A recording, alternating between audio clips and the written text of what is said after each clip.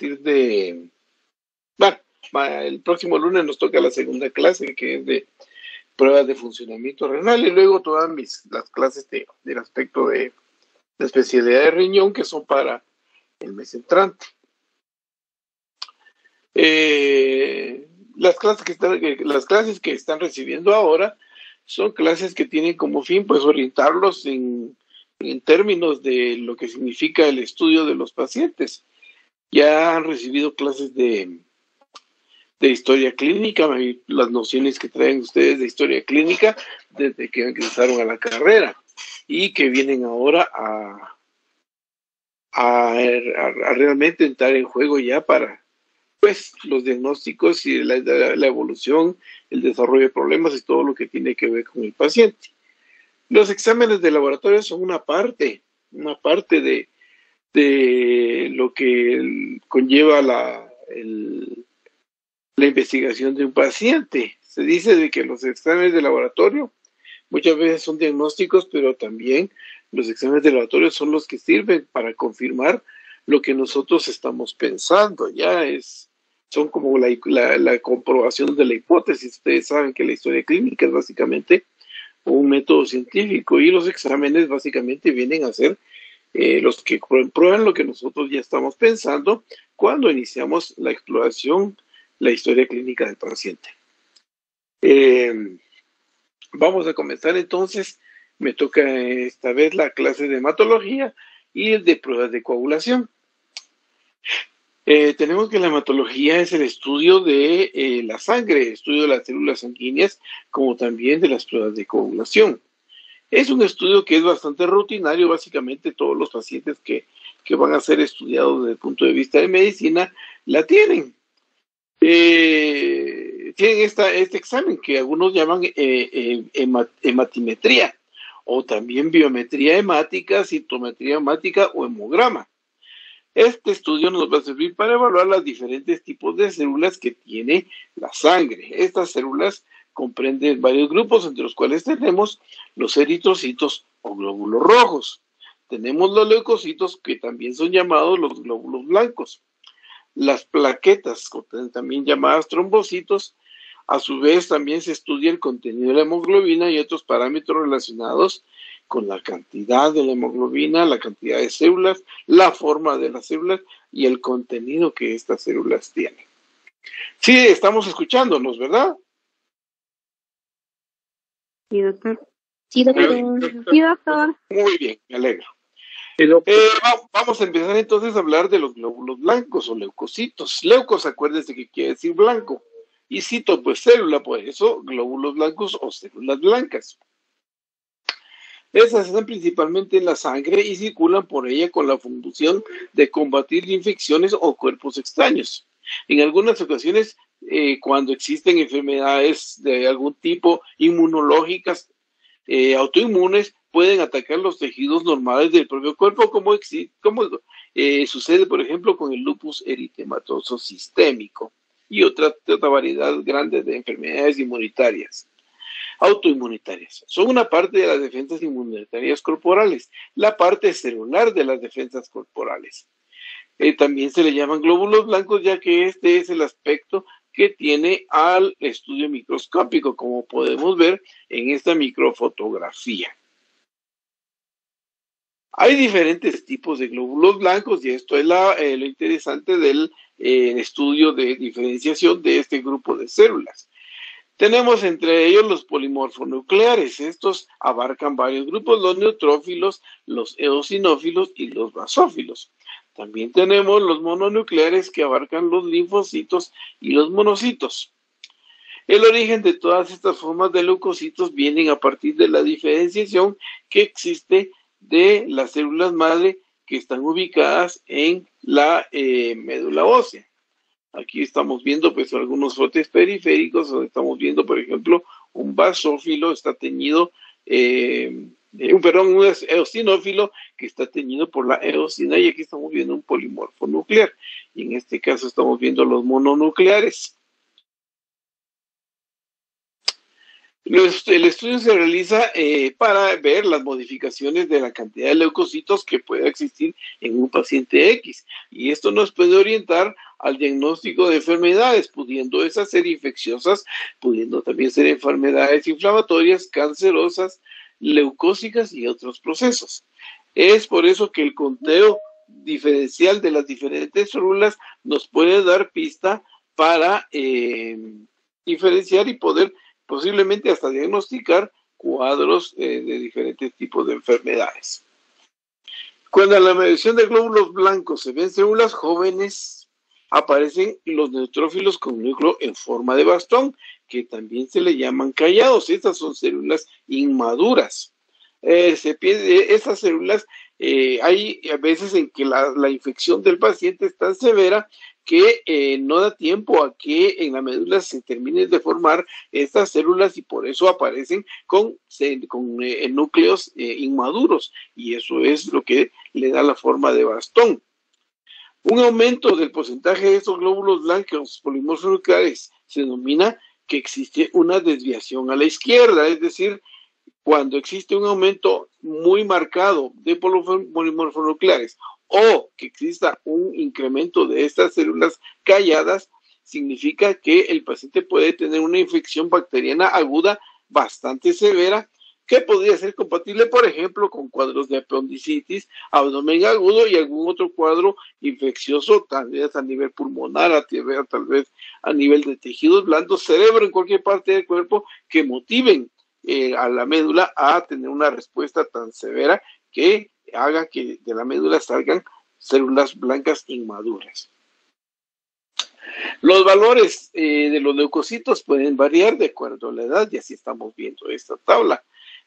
Vamos a leer algo dice los recién nacidos de 10.000 a 26.000 por mililitro cúbico a los 3 meses, va bajado de 6 a 18.000, al año de 8 a 16.000, entre 3 y 5 años de 10 a 14.000, para llegar a un hombre adulto a 4.500, 4.5 a 10.000 por milímetro cúbico, y mujer adulta 4.5 a 10.000 por milímetro cúbico, que son los parámetros que básicamente nosotros vemos ya que estamos tratando a pacientes adultos de medicina interna. Si nosotros tenemos un paciente que pueda tener disminución de los glóbulos blancos, a esto se le denomina leucopenia, y puede aparecer en algunas enfermedades.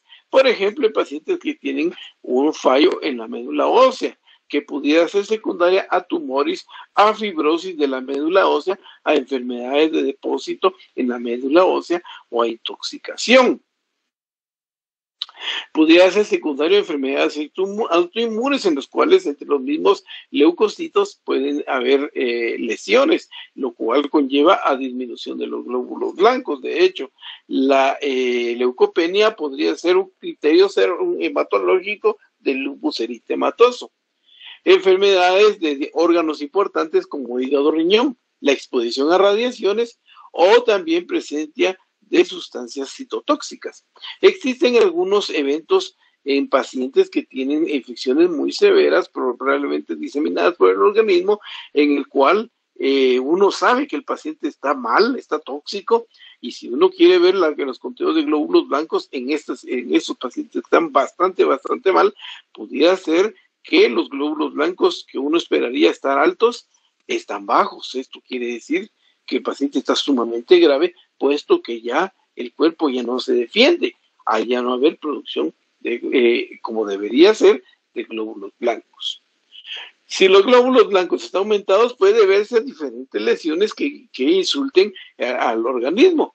Entre ellas podría ser quemaduras, enfermedades infecciosas, enfermedades inflamatorias, también enfermedades autoinmunes. En algunos de esos momentos pudieran generar una respuesta severa, el estrés o las leucemias.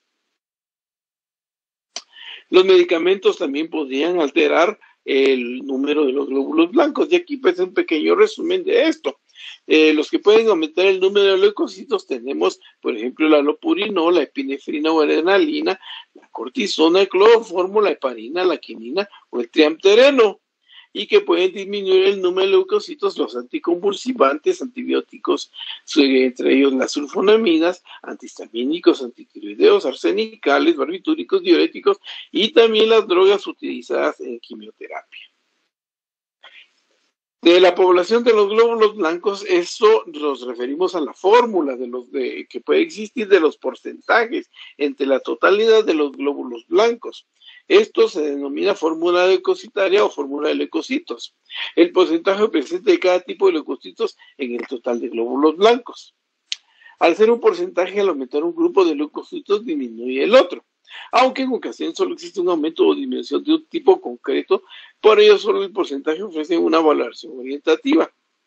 Lo importante sería, si uno quiere algo más real, es contar el número total de cada grupo para saber cuál es la variable para tomar en cuenta y en el momento del estudio del paciente. Los diferentes grupos de los glóbulos blancos tenemos los polimorfos nucleares, entre ellos los neutrófilos, eosinófilos y basófilos, como mencionamos antes, y los mononucleares, los linfocitos y monocitos. Los grupos, tenemos el valor en porcentaje y en valor absoluto. Los neutrófilos, que son los más abundantes, tenemos un valor que varía de 55 a 70% y un valor absoluto en conteo de 2.500 a 8.000. De los eosinófilos, que son los que se tiñen de rojo con la eosina, van de 1 a 4% y un valor absoluto de 50 a 500.000. Esos son los que se hacen más presentes cuando existen problemas de tipo alérgico. Los basófilos de 0 a 1% en un número absoluto de 25 a 100 por milímetro cúbico.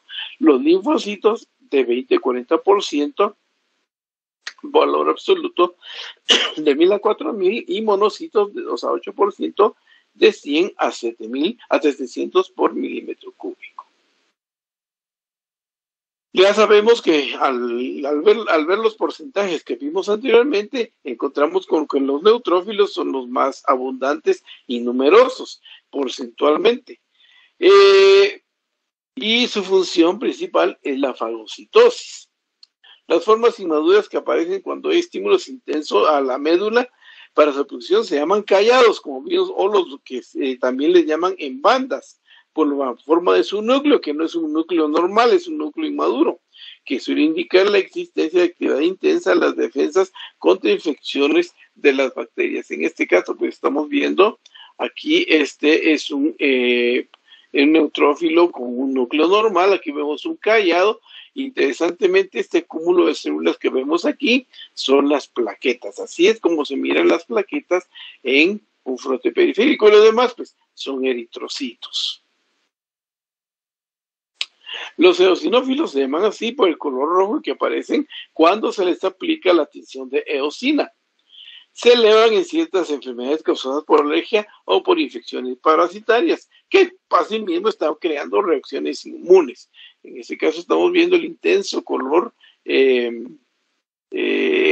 rojo que toma al captar la eosina. Los basófilos suelen ser el primer signo de una crisis blástica. Estos, importantemente, pueden estar aumentados cuando existen problemas tumorales originados en la médula, las leucemias, o una fase acelerada de la leucemia mieloide crónica. La basofilia persistente puede indicar enfermedad mieloproliferativa y el diagnóstico, su presencia son diagnósticos de una leucemia basófila. Los mononucleados son los linfocitos y los monocitos. Tienen un núcleo celular único, como podemos ver, por ejemplo, en estas, ¿verdad? Y puede ser pequeño, pero en este caso es grande. Sus funciones son combatir infecciones virales y bacterianas crónicas. Luego, lo más abundante que existe en la sangre son los eritrocitos o las células rojas. Tienen esa coloración porque en su interior se contiene la hemoglobina. Tienen una forma bicóncava, como ustedes pueden ver esta microfotografía electrónica, para adaptarse a una mayor superficie de intercambio de oxígeno por dióxido de carbono en los tejidos, teniendo una membrana muy flexible que les permite cambiar de forma cuando atraviesan los capilares más estrechos. Como sabemos, la hemoglobina es una proteína que contiene hierro y esto es lo que le da el color rojo. Por ello, se le da el nombre de eritro rojo y citocélula. Los valores normales de los eritrocitos en sangre también varían con la edad y estamos viendo aquí que el recién nacido varía de 4 a 5 millones por mililitro, en los 3 meses de 3.2 a 4.8 millones, al año de 6 a 5 millones por mililitro, entre 3 y 5 años de 4 a 5.3, de los 5 a los 15 años de 4.2 a 5.2 y los adultos, hombres y mujeres, de 4, en promedio de 4.5 a 5 millones por mililitro. Probablemente la diferencia en la mujer sea el hecho de la pérdida fisiológica que tiene de eritrocitos a cada 28 días. La interpretación de los resultados es importante porque esto nos puede dar información que van a interpretarla sobre la base de una enfermedad. En esto tenemos que tomar en cuenta parámetros como son la forma, aspecto y los índices hemáticos. La hemoglobina, el hematocrito, el volumen corpuscular medio, la hemoglobina corpuscular media, pero como generalidad tenemos lo siguiente. Si nosotros tenemos una disminución de los valores de hemoglobina, o podemos encontrar en general de los valores de hematócrito y de hemoglobina, tenemos que pudiera considerarse que existen alteraciones en la dieta, anemias diversas, entre ellas pues las carenciales, la presencia de procesos que aumenten el metabolismo corporal como el cáncer o también enfermedades sistémicas, el embarazo y las hemorragias.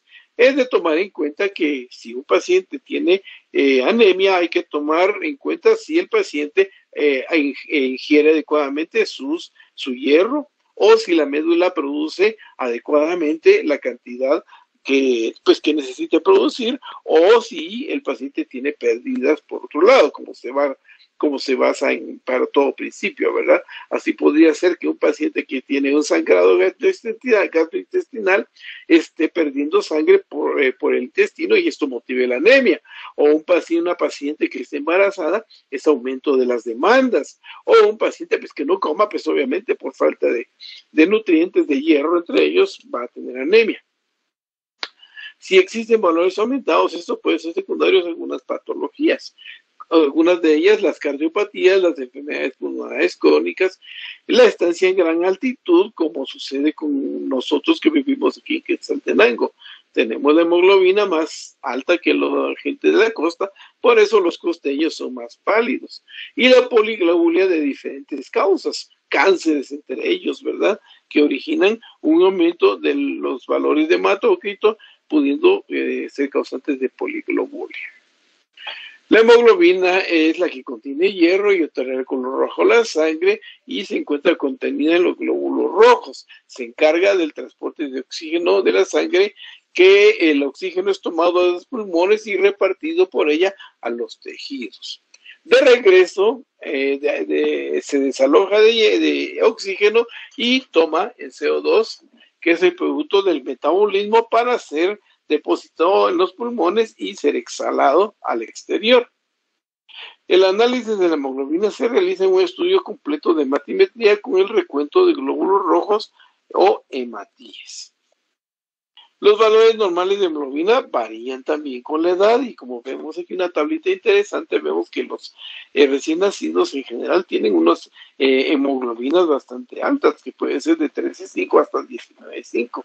A los 3 meses ha disminuido de 9,5 a 12,5 gramos por decilitro, al año de 11 a 13 gramos, entre 3 y 5 años de 12 a 14 gramos. A los 5 a 15 años, 11,5 a 15 gramos, para terminar con las personas adultas, siendo el hombre que tiene un valor un poquito más alto, 13 a 16 gramos, y la mujer de 11,5 a 14,5 gramos por decilitro. Los resultados aquí en una forma general indican que si el nivel de hemoglobina en un análisis aparece bajo los niveles normales, se está describiendo una anemia. Esta puede ser de diferentes orígenes. Anemias primarias, o sea, anemias que no se conozca en realidad la razón de ellas. Puede ser secundaria a cáncer, como Les mencionaba hace rato, el cáncer es una enfermedad que aumenta las demandas metabólicas y con esto pues también se queda corta la producción de hemoglobina. El embarazo por la demanda alta de hemoglobina pues para llenar el ser que está creciendo dentro de la madre. Las enfermedades renales por carencia de eritropoyetina principalmente, aunque como vamos a ver más adelante, la anemia de paciente renal es multicausal. La principal causa es la falta de eritropoyetina, pero hay varias causas más. Las enfermedades autoinmunes que pueden tomar a los eritrocitos como cuerpos extraños y atacarlos y producir una anemia muchas veces hemolítica, hemorragias, linfomas o problemas carenciales en cuanto a la alimentación. Un nivel bajo de hemoglobina suele acompañarse de un nivel de hematocrito bajo también. Si el nivel de hemoglobina parece alto, puede deberse a cardiopatías o que el paciente esté deshidratado, un fenómeno de enlodamiento, enfermedades pulmonares crónicas que originan un mensaje erróneo de falta de oxígeno. Esto motiva que haya más producción de eritropoyetina y el paciente curse con hemoglobinas que pudieran estar hasta 20-25 gramos. O estancia en lugares de mucha altitud, pero en este caso, los valores van a ser siempre en rangos normales. De hecho, ustedes han escuchado que los atletas venían, porque como ahora estamos excluidos de las actividades olímpicas, venían a hacer sus campamentos de altitud de aquí a Quetzaltenango, en lo que la hemoglobina de cada uno se elevaba para estar a niveles mejorados y así tener más rendimiento en sus competencias. El hematócrito es lo que se describe el porcentaje de células, glóbulos rojos con respecto al volumen total de sangre.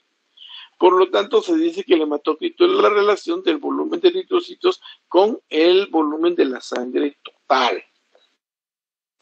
Los valores también cambian con la edad y vemos aquí valores para el recién nacido de 44 a 56%, a los 3 meses de 32 a 44%, al año de edad de 36 a 41, entre 35 años 36 a 43, de 5 a 15 años de 37 a 45, un hombre adulto de 40 a 54 y una mujer con un valor un poquito más bajo de 37 a 47%.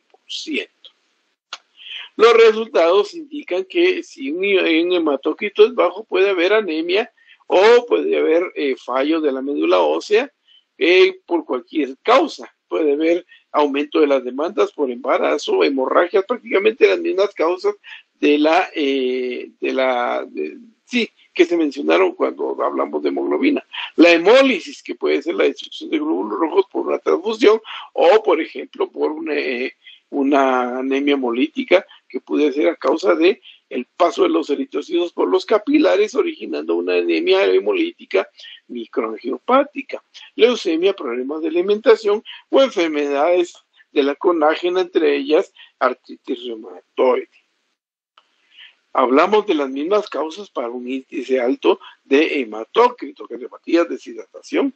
En la eclampsia es importante, es porque en estos casos las pacientes tienen un volumen circulante muy bajo y esto origina pues que tengan muchas veces elevaciones bastante marcadas de hematócrito, enfermedades pulmonares crónicas, exceso de formación de MATIES, policitemia vera o choque. De los índices eritrocitarios son parámetros que relacionan el índice de hematócrito, hemoglobina y el número de MATIES o eritrocitos. Estos son el volumen corpuscular medio, es una forma de expresar el tamaño de los eritrocitos. El tamaño de los glóbulos rojos nos puede definir si una anemia es microcítica, o sea, pequeña en su tamaño celular, y cuando el volumen corpuscular medio es menor a lo normal. Normocítica si el tamaño del eritrocito es normal, y macrocítica cuando esto supera la normalidad. El valor normal es de 82 a 92 femtolitros por hematía. Y se calcula dividiendo el valor del hematócrito entre el número de glóbulos rojos o hematíes. La verdad es que esto puede ser importante principalmente cuando se estudian problemas de tipo hematológico. La hemoglobina corpuscular media corresponde al contenido de la hemoglobina de cada glóbulo rojo. Se calcula dividiendo la hemoglobina entre el número de glóbulos rojos y el valor normal es de 27,31 picogramos. Si el valor es normal, la anemia será normocrómica. Si es baja, será una anemia hipocrómica, y si está elevada, es hipercrómica. Entonces, así podría uno encontrar combinaciones. Al hacer un frote periférico, dice uno, bueno, pues esa es una anemia normocítica, normocrómica, o sea que es una anemia que tiene eritrocitos de tamaño normal con un contenido normal de hemoglobina, como podría ser generalmente en las anemias de enfermedades crónicas. Si es una enfermedad macrocítica hipocrómica, podríamos hablar, por ejemplo, de un déficit de vitamina B12, de cianocobalamina, ya una anemia megaloblástica. Y si es normocítica hipocrómica, podríamos decir que es una anemia carencial por falta de hierro. Hay muchas combinaciones en esto. Posibles causas de la alteración de los parámetros podrían ser, por ejemplo, tenemos la anemia macrocítica, como les mencionaba, defectos de ácido fólico, vitamina B12, por enfermedades hepáticas o alcoholismo. Microcítica, anemias por falta de hierro y por algunas enfermedades denominadas talasemias. La hipocromía, que puede coincidir con la falta de hierro y las talasemias, y la hipercrómica, que es muy rara, aparece con la macrocitosis y debida a defectos del ácido fólico, vitamina B12, enfermedades hepáticas o el alcoholismo. Pasamos a las plaquetas o trombocitos, y estas son células, como vimos en el acúmulo de células que les mostré, son formadas por los megacariocitos en la médula ósea, mediante el proceso de fragmentación citoplasmática. Estas circulan por la sangre y tienen un papel importante en la coagulación. Incluso ellas también producen factores que atraen más factores de la coagulación y amplifican la cascada de la coagulación. Ellas se unen y forman una red de fibrina y potencian pues la formación de estos puentes, liberan sustancias importantes para acelerar la coagulación y aumentan la retracción del coágulo sanguíneo. En las heridas las plaquetas aceleran la coagulación y además al aglutinarse obstruyen pequeños vasos y engendran sustancia que lo contrae. Hay diferentes trastornos que podrían afectar al número de las plaquetas y esto puede ser clave en su diagnóstico. El valor normal es de 150,000 a 400,000 plaquetas por milímetro cúbico. Los resultados se dice que la disminución en el número de plaquetas por debajo de lo normal se denomina como trombocitopenia y el aumento del número de las mismas por encima de lo normal se denomina trombocitosis. La trombocitopenia aislada podría atribuirse a la destrucción inmune en el caso de algunas enfermedades de la colágena. De hecho, los pacientes que tienen lupus muchas veces tienen trombocitopenia. Pero también hay trombocitopenias asociadas a un número de otras enfermedades. Por ejemplo, la coagulación intravascular diseminada, la anemia hemolítica microangiopática, hiperesplenismo, disminución de la producción en el caso de la anemia plástica, invasión de la médula por enfermedades malignas, como leucemia, neuroblastoma, linfoma, quimioterapias para cáncer, la púrpura trombocitopénica idiopática, leucemia, prótesis de válvulas coronarias, transfusión de sangre, choque anafiláctico, algunas infecciones que producen hemorragias, como podría ser la púrpura trombocitopénica, y en las que se hallan muy disminuidas. La trombocitosis, por el contrario, es el aumento del número de plaquetas. Podría ser secundario a infecciones entre las más frecuentes virales, bacterianas o por micoplasma.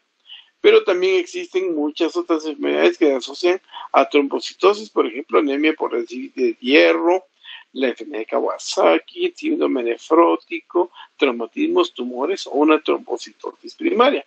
El síndrome nefrótico es importante porque estos pacientes pueden hacer estados de hipercoagulabilidad que pueden generar fenómenos embólicos o muchas veces en el pulmón.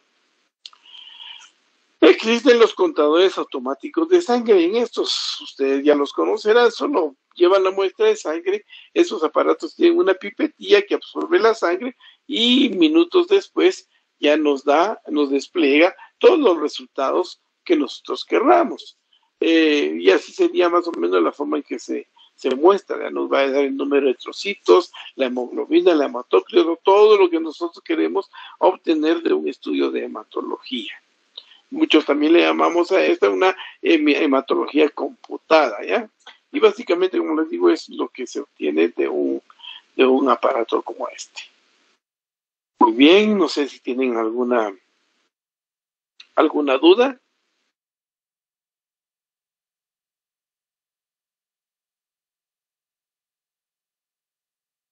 No, doctor, todo claro. ¿Todo muy claro? Pues bueno, me alegro mucho que... Vamos a ver, hay 85 ustedes, así que ¿cuántos son? La mitad se tomó su feriado en serio.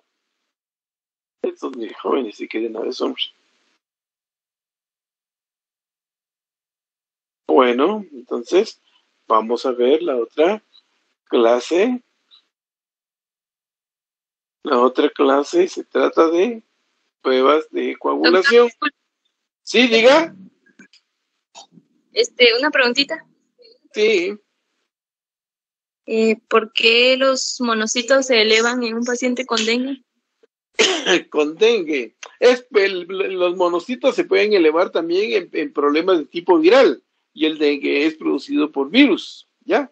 Entonces, no solo esto, pues si usted es meticuloso y se pone a estudiar o a observar problemas de tipo viral, generalmente los monocitos tienen esa tendencia a elevarse durante problemas de tipo viral.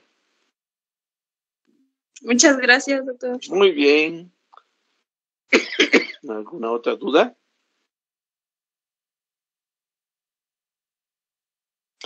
Bueno, si no, vamos a entrar a pruebas de coagulación. También importante en el estudio del paciente son las pruebas de coagulación. Estas pruebas nos pueden indicar actividad de otros órganos, actividad nutricional o, bueno, diferentes cosas. Importante pues porque sabemos que la sangre tiene que tener este fenómeno de coagulación para evitar pérdidas en caso de lesiones. De las pruebas de coagulación tenemos algunas clasificaciones. Por ejemplo, tenemos aquellas que se manejan sin anticoagulante y las que se manejan con anticoagulante. Las que no tienen anticoagulante sirven para hacer esas pruebas: tiempo de coagulación, tiempo de sangría, retracción del coágulo. Y también en esta podría tomarse en cuenta la prueba del torniquete, o sea, la prueba de Rumpenfeld. Y con anticoagulantes son aquellas que tienen citrato de calcio como anticoagulante, y entre ellas tenemos los tiempos de protrombina, tiempo para hacer de tromboplastina, de trombina, fibrinógeno, factores de la coagulación o un recuento de plaquetas. También tenemos en forma cualitativa y en forma cuantitativa.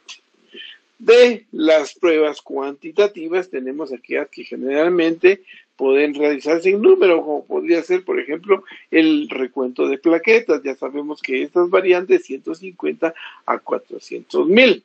Importante también es cuando uno ve las plaquetas en un fracto periférico, ve su morfología, ya que estas podrían estar con algunos fenómenos, podrían estar agregados, o también podrían tener hasta cierto punto algún volumen aumentado que podría indicar algún tipo de problema.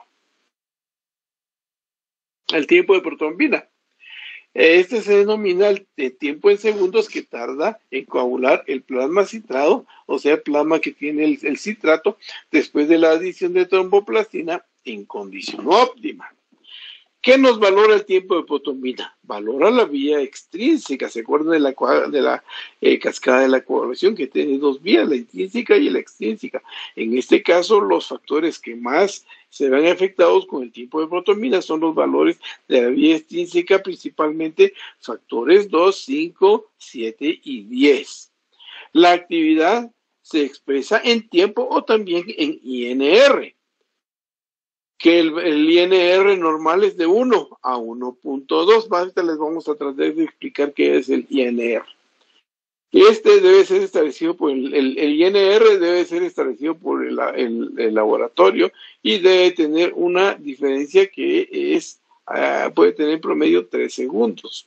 También el tiempo de protrombina nos mide la función hepática, dado que estos factores de la coagulación son sintetizados a nivel del hígado. O sea, que si nosotros algunas veces queremos valorar función hepática, aparte de valorar bilirubinas, aparte de valorar transaminasas o fosfatas alcalina, también tendríamos que valorar los tiempos de coagulación, puesto que, como les indiqué, los factores de la coagulación en general son sintetizados en el hígado. Vamos a ver. Así. Ahí está lo es lo que se lo vamos a explicar un poquito más tarde. El tiempo de protrombina se puede alterar en algún tipo de problemas, como podría ser un déficit congénito o adquirido de los factores estos que ya mencionamos. Puede haber también hipofibinogenemia, que alterando este tiempo, una actividad fibrinolítica aumentada, con falla hepática, una coagulación intravascular diseminada, alteraciones de absorción intestinal. También la vitamina K forma parte muchas veces de estos factores o entra en juego en la cascada de la coagulación. Intoxicación por salicilatos o terapia con medicamentos anticoagulantes. Se ve alterado en el embarazo cuando existe hipoperfusión, diarrea o vómitos en una forma un poco más sutil. Del tiempo de protrombina vemos que para que tenga un valor apropiado debe existir en el paciente una ingestión adecuada de vitamina K. Si no hay, este tiempo se alargará, ¿ya? Y la ingestión inadecuada de la vitamina K generalmente se observa en el intestino de muchos recién nacidos. De hecho, por lo menos hasta donde yo hice mi práctica, que fue hace chorrajal de años, a todos los recién nacidos, en el momento del nacimiento se le ponía 10 miligramos de vitamina K. El ayuno también, obviamente con disminución de la ingesta de vitamina K, y en los antimicrobianos, acuérdense que la vitamina K tiene una absorción a nivel del ilion distal y las bacterias que están allí en la flora normal puede propiciar su absorción. Acuérdense que también existe un factor intrínseco que también entra en interrelación con las bacterias. Por eso el uso de antimicrobianos pudiera limitar al barrer las bacterias la absorción de esta vitamina. Ya vimos enfermedad hepática. También existen medicamentos que limitan la absorción de la vitamina K, colestiramina, aspirina, antimicrobianos, laxantes, anticoagulantes. Hay enfermedades que inhiben la coagulación, las enfermedades de la colágena, entre ellas importantemente el lupus, y yo les digo a ustedes, piensen en lupus, estudien lupus, porque el lupus eritematoso sistémico es una enfermedad que si uno no la busca, no la encuentra. La lupus eritematoso se le llama la perfecta imitadora porque puede dar prácticamente síntomas de cualquier enfermedad. Entonces, estudien lupus y se van a dar cuenta de que el lupus afecta muchos problemas que pueden confundirse. También el alcoholismo, también la insuficiencia renal y obviamente la desnutrición. El INR, aquí tenemos que es el INR. Este es un método que estandariza internacionalmente el control a largo plazo de los valores obtenidos a través del tiempo de protrombina. Es una proporción del tiempo de protrombina del paciente a un normal, o sea, un control de la muestra elevado a la ISI. El ISI es el Índice Internacional de Sensibilidad, valor asignado por el fabricante para el tiempo de protrombina. También un lote particular de factor tisular se compara con una muestra normalizada a nivel internacional. Yo entiendo del INR que es como un estándar. Yo me imagino, yo no soy laboratorista, pero yo me imagino que todas las mañanas al laboratorio llegan y establecen un INR base, y en base a este INR los exámenes de tiempo de protrombina que lleguen tendrán que ser comparados para decir, bueno, si este INR del paciente está en 1 o está en 1.2, o si el paciente es anticoagulado, tendría que ser un INR que está en de 1.5 para arriba, 1.8, 2, ya, o sea, ser 2 veces el valor del INR, y esto nos dicta que el tiempo de coagulación, el tiempo de protrombina está alargado, ¿ya? Y esto es importante cuando uno quiere hacer anticoagulación en los pacientes. En este caso, si uno utiliza algún tipo de warfarina o anticoagulante oral, dice uno, bueno, yo quiero anticoagular a este paciente, le voy a dar su warfarina para tener un INR en 1.8, 1.6, y uno le administra la tabletita de warfarina y progresivamente va uno o quitándole o poniéndole dosis a fin de lograr ese INR ideal que sea de 1.8 o 2 o 1.5, ¿verdad? Ustedes más adelante sabrán ya qué es lo que van a hacer. Tenemos también el tiempo de tromboplastina, que se denomina así el tiempo que tarda el plasma en coagular en presencia de tromboplastina parcial activada. También tiene una parte importante en la cascada de la coagulación. Valora la vía intrínseca. Al detectar deficiencias, si es que los tiempos están alargados, va a detectar deficiencia de todos los factores, excepto el valor 7 y el 13, y la presencia de anticoagulantes circulantes. El tiempo parcial de tromboplastina debería ser arriba de 5 segundos según el valor de referencia que exista en el valor normal, y con esto uno podría tener factores de riesgo de hemorragia. Hemorragia cuando el tiempo se ha llegado a 35 a 45 segundos. Si uno quiere, en este caso, la anticoagulación que altera el tiempo de tromboplastina es la heparina. Y si uno quiere anticoagular a un paciente con heparina, debería tener el tiempo de tromboplastina 1.5 veces a 2 veces el valor normal. Quiere decir que si el valor es alrededor de 30, debería tener, por ejemplo, 1.5, 45 segundos, o 2 veces, por ejemplo, podría ser 60 segundos. Detecta también el déficit de valor de 5, como dijimos, casi todos los valores, de los factores 5, 8, 9, 10, 9, 13. También otros factores que no se incluyen en estos números romanos, como son la calicreína, el cininógeno de alto peso molecular, se ven alterados también en falla hepática y coagulación intravascular diseminada. Es importante mencionar que los anticuerpos lúpicos lo alteran. De hecho, el anticuerpo lúpico es importante detectarlo cuando existen algunos problemas, muchas veces relacionados al embarazo, como aquellas pacientes que tienen abortos constantes. Entonces tenemos que el tiempo de tromboplastina va a estar alterado, por ejemplo, cuando un paciente tiene una hemofilia o una enfermedad de von Willebrand, coagulación intravascular diseminada, o está recibiendo el anticoagulante oral, warfarina o cumadina. ¿Ya? Tenemos que la heparina es un polisacárido que tiene un papel importante en la anticoagula al no dejar que actúe la antitrombina 3. Esto bloquea la coagulación, con lo cual los tiempos se alteran al usar la heparina. Una cuestión interesante es que la anticoagulación con heparina es un método que es rápido para anticoagular. Y también, si ustedes suspenden la heparina, su desaparición de efecto es rápido, con una vida media que va hasta 1.5 horas, muy distinto al de los anticoagulantes orales, que puede ser hasta de 24 horas. ¿Ya? Tiempo de trombina, que es otro tiempo de coagulación, no se usa mucho, pero es bueno que conocerlo. Es el tiempo que tarda en coagular el plasma al añadir trombina. Esto nos puede detectar alteraciones del fibrinógeno, presencia de heparina, presencia de inhibidores de agregación de fibrina, llamadas también antitrombinas, y aumento de inhibidores de la agregación de la fibrina, productos de la agregación de la fibrina, los PDF. Más o menos 2 segundos de diferencia, dice aquí, y más largo, el tiempo es más largo en jóvenes y es más corto en pacientes de edad ancianos.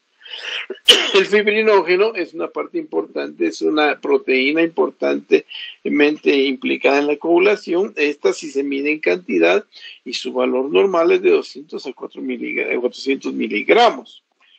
Es importante saber que el valor tiene implicaciones cuando se está haciendo fibrinólisis terapéutica. Por ejemplo, cuando ustedes van a usar en un paciente medicamentos que destruyan los coágulos, como podría ser ¿cómo se llama? La estreptoquinasa, ¿cómo se llama la estreptoquinasa, estreptoquinasa, uroquinasa, por ejemplo, o el activador tisular del plasminógeno. Va a estar disminuido cuando exista, por ejemplo, hipofibrogenemia, disfibrogenemia, afibrogenemia, infecciones o coagulación intravascular diseminada. Y puede estar aumentado cuando el paciente es diabético, cuando el paciente muchas veces al momento del infarto se le estudia, también puede tener estas proteínas aumentadas. El embolia pulmonar, trombosis, infarto cerebral, síndrome nefrótico, obesidad. Otros productos que existen y que pueden alterar la coagulación o pueden ser resultado de la coagulación son los productos, la concentración de los productos de la degradación de la fibrina. Esto nos puede indicar si existe o no actividad de destrucción de los factores de la coagulación en coágulos. Un valor normal podría ser abajo de 10 microgramos por mililitro. Estos, debido a que puede existir problemas de la coagulación en la ecámplia, se encuentran aumentados, como también en las hepatopatías, carcinomas, en estados posoperatorios, en coagulación intravascular diseminada, hiperfibrinólisis, nefropatías, embolismo pulmonar y trombosis venosa. El dímero D también es otro elemento que detecta que el paciente está consumiendo factores de la coagulación, ya lo mismo que los productos de degradación de la fibrina, y estos aumentan en coagulación intravascular diseminada, tromboembolismos e hiperfibrinólisis. Esta es una tabla que podría ser muy firme, ¿verdad? Pero tal vez es importante. Podríamos hablar que si los pacientes, por ejemplo, tienen alguna alteración de la coagulación, pero encontramos con que los tiempos de protrombina, el paciente de tromboplastina y el tiempo de trombina son normales, este paciente tiene una coagulación conservada. Si el tiempo de protrombina está aumentado y los otros son normales, este paciente puede estar recibiendo anticoagulantes orales o puede tener déficit de factor 8 o de otros factores ahí de la vía extrínseca. Si el que tiene alteración en su tiempo es el tiempo parcial de tromboplastina, podría ser que la muestra haya tenido heparina, la muestra sanguínea, que tenga anticoagulante lúpico de un paciente que más adelante va a tener problemas de la inmunogenicidad, o podría haber alteración de los factores de la vía extrínseca 8, 9, 11, 12, pelicarlicaína, cininógeno o enfermedad de von Willebrand. Si únicamente encontramos normal el tiempo de trombina, podemos encontrar el déficit del lado de factores 2, 5, 10, o no específico, también déficit de vitamina K, hepatopatías, uso de anticoagulantes orales, un síndrome hemorrágico de recién nacido. Y si los tres tipos de tiempo están alterados, a una hepatopatía severa, coagulación intravascular, fibrinólisis sistémica o disfibrogenemia. De las cualitativas, aquí tenemos el famoso, la prueba de Lee-White. Y esta es una prueba que se puede hacer al lado del paciente. ¿Y qué es lo que tienen que hacer? Es tener 3 tubos de 5 mililitros, aplican a cada tubo 1 mililitro y luego hay que estar agitando estos tubos hasta el momento en que se forme un coágulo. Un tiempo normal que debe ser menor de 15 minutos.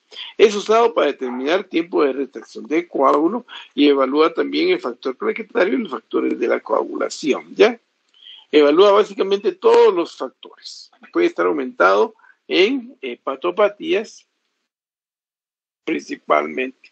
Esto es lo que yo utilizaba cuando me entrené haciendo hemodiálisis, y a los pacientes que queríamos saber cómo estaba su evolución, le sacamos unos 2 mililitros y en un tubo de ensayo le hacíamos la prueba, y pues con eso estábamos nosotros, notábamos si estaba bien anticoagulado o si necesitaba más heparina.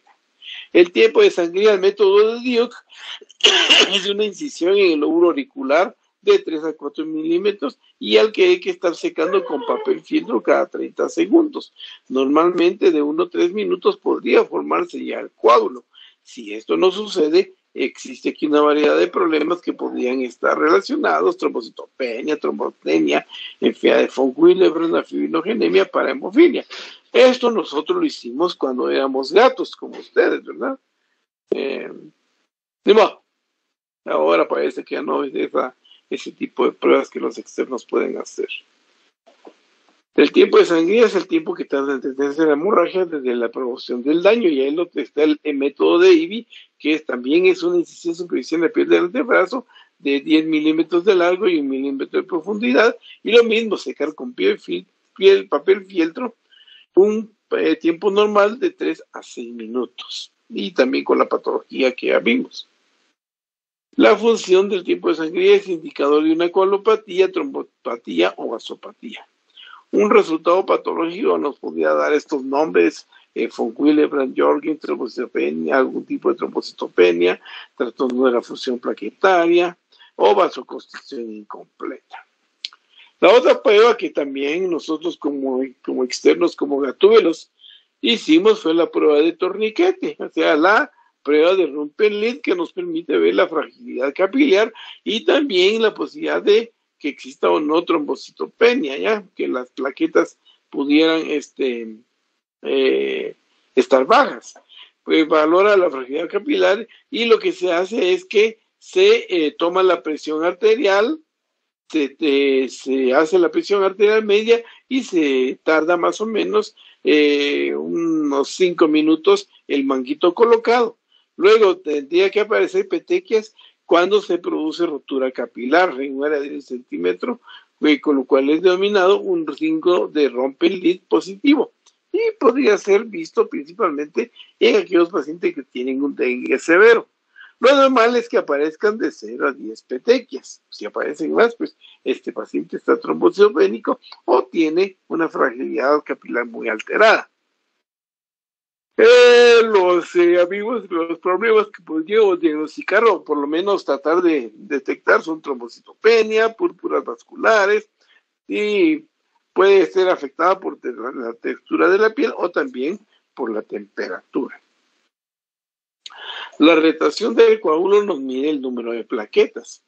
Influye en el resultado la presencia no de fibrinógeno, que el hematócrito esté bajo y que haya poca o alta temperatura.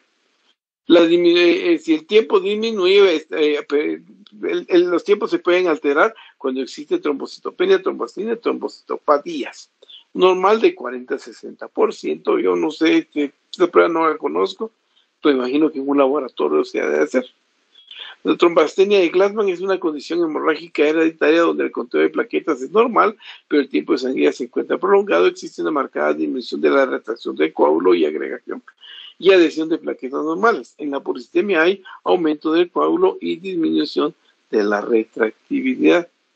También existe el tromboelastograma. No sé, en realidad yo nunca lo hice o supe yo de su existencia, pero es un método que valora la dinámica de la elasticidad del coágulo en cuanto a su formación, maduración, retracción. Dice que es muy útil para valoración de la coagulación durante la cirugía, y puede alterarse cuando existen alteraciones de la coagulación y cuando los factores de la coagulación no tienen calidad. Esto es lo que dice R, tiempo de retracción. En realidad mejor lo dejamos por alto. Entonces tenemos aquí un resumen, ya vimos, del TPT. Valora tiempo parcial de tromboplastina, importantemente valora plaquetas, tiempo de coagulación, importantemente en él puede haber relación con plaquetas, con los tiempos de coagulación en general, también la prueba de torniquete y retracción del coágulo. Y la extrínseca, que es valorada por medio del tiempo de protrombina. Ya aquí están las cantidades de los factores que se afectan con cada una de las vías al medir cada uno de estos tiempos. ¿Ya? Muy bien. La vía común, que a partir del factor 10 ya es afectado por los dos tipos de anticoagulación, a diferencia de la vía previa. La vía previa es la extrínseca y la intrínseca, que tienen ya como vía común a partir del factor 10. Muy bien. No sé cómo estamos. ¿Hay algún tipo de duda? ¿Algo que necesiten que les aclaremos? 75, todavía se fueron 12. ¡Hala, esos jóvenes! ¿Tienen alguna pregunta, jóvenes?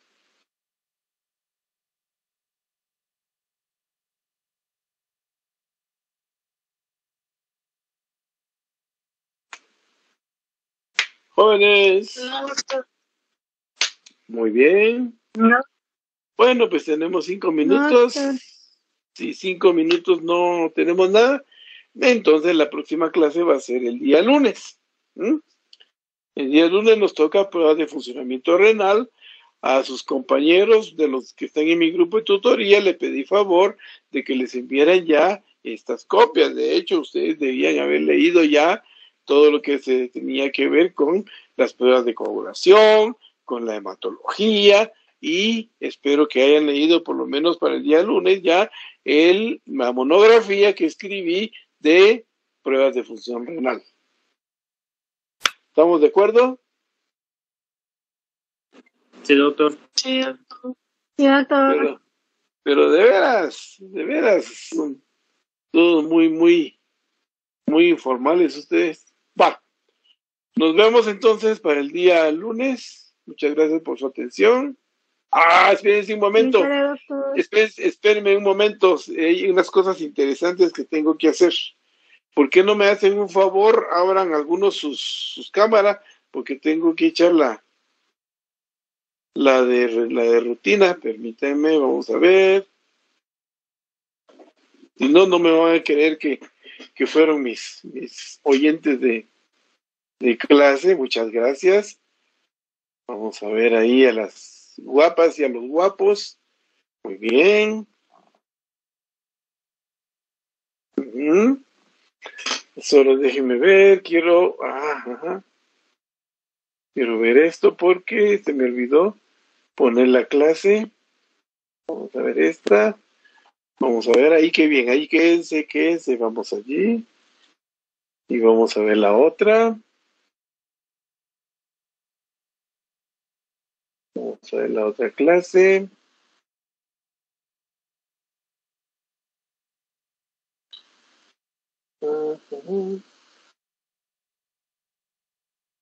Muy bien. Muchas gracias. Entonces estamos. Les agradezco mucho su participación y ahí estamos para el lunes. Muchas gracias.